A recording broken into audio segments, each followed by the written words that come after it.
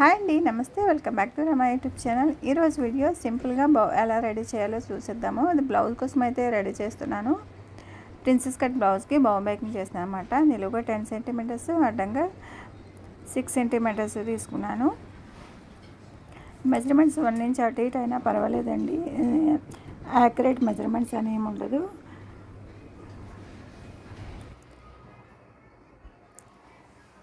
దీని చుట్టూ కూడా స్టిచ్ చేసుకోవాలన్నమాట. మధ్యలో చిన్న గ్యాప్ వచ్చేలాగా స్టిచ్ చేసుకోవాలి, రివర్స్ చేసుకోవడం కోసము. ఈ ప్లేస్లో నేను చిన్న గ్యాప్ అయితే తీసుకుంటున్నాను, అక్కడ రివర్స్ చేయడం కోసం లీవ్ చేస్తున్నాను.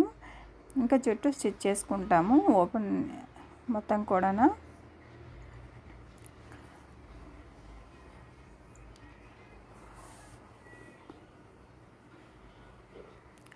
ఇప్పుడు దీన్ని రివర్స్ చేసుకోవాలన్నమాట. ఇలా క్లాత్ అంతా కూడా బయటికి పుల్ చేస్తుంటే వచ్చేస్తుంది, రివర్స్ అయిపోతుంది.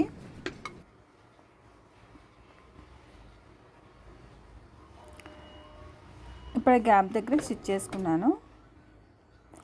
సెంటర్ చిన్న లైన్ పెట్టుకొని ఇలా ఫోల్డింగ్ లాగా చేసుకోవాలన్నమాట.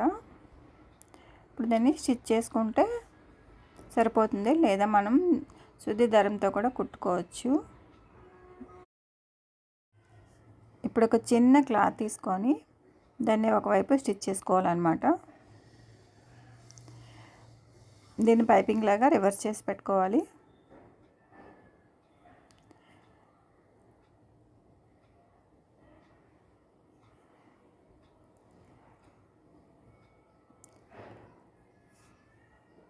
ఇలా రివర్స్ చేసుకున్న దాన్ని దీని చుట్టూ ర్యాప్ చేసుకోవాలన్నమాట. మిషన్తో స్టిచ్ చేసుకున్నా సరే, సూది దారంతో స్టిచ్ చేసుకున్నా సరే, నేను అయితే సూదితో స్టిచ్ చేసుకుంటున్నాను.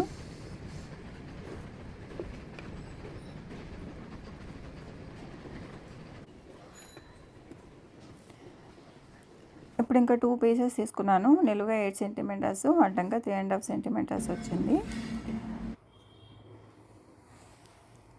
దీన్ని వన్ సైడ్ ఇలా స్టిచ్ చేసుకోవాలన్నమాట. ఎండింగ్లో చిన్న కర్వ్ తీసుకోవాలి. ఎక్స్ట్రా పార్ట్ అంతా కూడా కట్ చేసి పెట్టుకుందాం. ఇప్పుడు మళ్ళీ దీన్ని కూడా రివర్స్ చేసుకోవాలి. ఇలా 2 పీసెస్ని కూడా రివర్స్ ఇలా పెన్ అయితే యూజ్ చేసి లోపల క్లాత్ ఉండకుండా ఎడ్జెస్ అవి క్లియర్ చేసుకోవచ్చు.